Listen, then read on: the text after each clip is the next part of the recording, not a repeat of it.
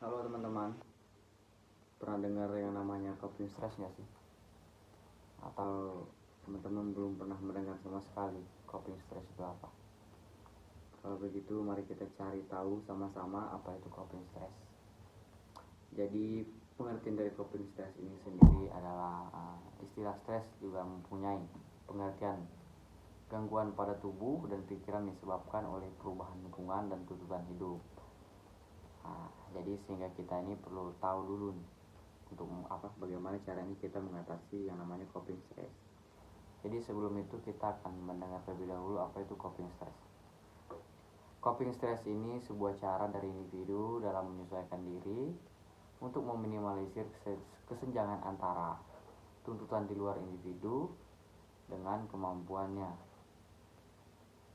Coping juga dapat didefinisikan sebagai usaha untuk mengubah perilaku dan kognitif dari individu secara konstan untuk mengendalikan tuntutan secara spesifik yang dinilai sebagai beban atau suatu hal yang melebihi kemampuan dari seseorang dalam menerima tekanan.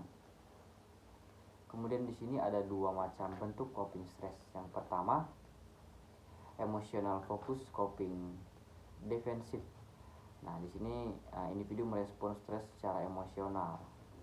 Dengan berupaya mencari dukungan secara sosial, individu yang menggunakan strategi coping stress ini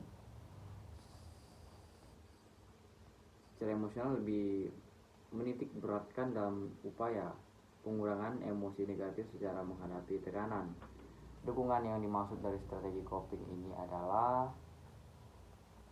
sebuah dukungan yang berasal dari sahabat, keluarga, melakukan aktivitas lain yang sifatnya lebih positif, seperti berolahraga, melakukan hobi positif, dan lain-lainnya. Kemudian yang kedua, problem focus coping strategis.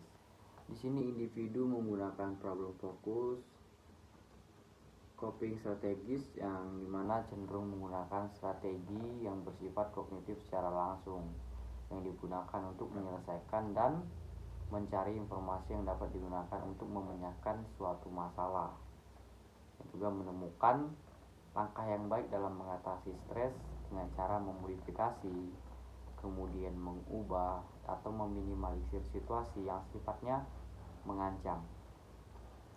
Nah, setelah kita mengetahui macam-macam coping stress tadi, ada beberapa cara yang dapat teman-teman lakukan untuk mencoba melakukan coping stress. Yang pertama, memiliki pola makan yang teratur. Sangat penting untuk kita untuk menjaga pola makan kita agar bisa mendapatkan nutrisi yang baik juga.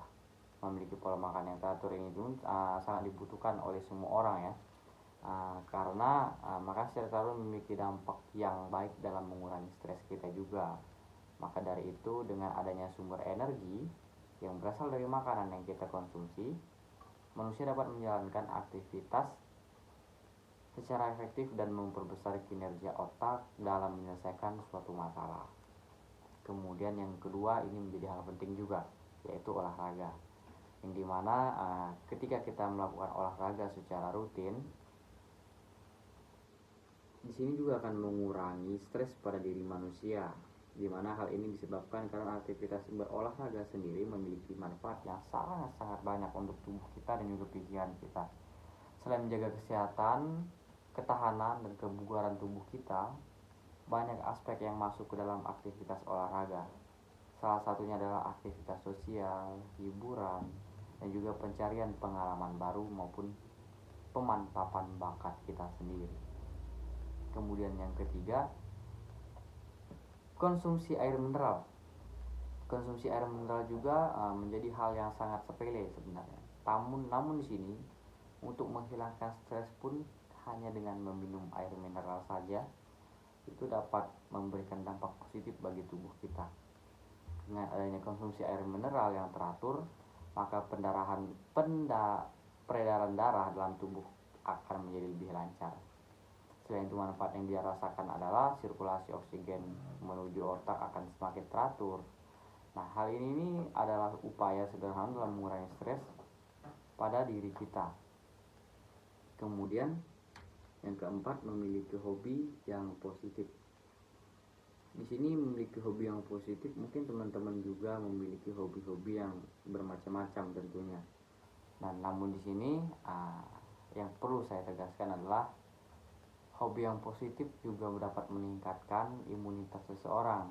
Dengan adanya hobi positif, seseorang itu dapat menyalurkan segala sesuatu ke dalam hobi yang sedang ditekun atau ditekuninya.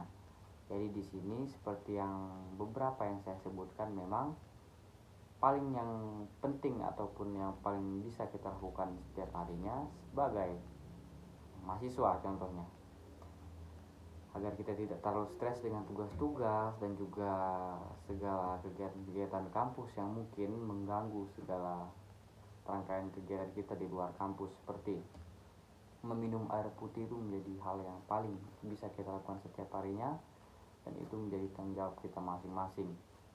Yang dimana hal itu yang saya sarankan adalah meminum air putih, karena saya sendiri juga sudah merasakan bagaimana dampak positif dari meminum air mineral itu sendiri. Kemudian berolahraga itu menjadi hal yang sangat-sangat penting bagi tubuh kita maupun pikiran kita juga. Di sini bisa membantu kita menjadi lebih kuat dalam beraktivitas dan terhindar dari segala pikiran-pikiran yang negatif yang mungkin membuat kita menjadi stres. Jadi teman-teman yang memiliki pikiran yang negatif, terus bingung mau ngapain, ya bisa dengan melakukan hal-hal yang seperti poin-poin yang disebutkan tadi, seperti memiliki hobi yang positif, konsumsi air mineral, olahraga secara rutin, dan memiliki pola makan yang teratur. Itu saja yang mungkin bisa saya sampaikan. Selamat siang, sore, dan malam.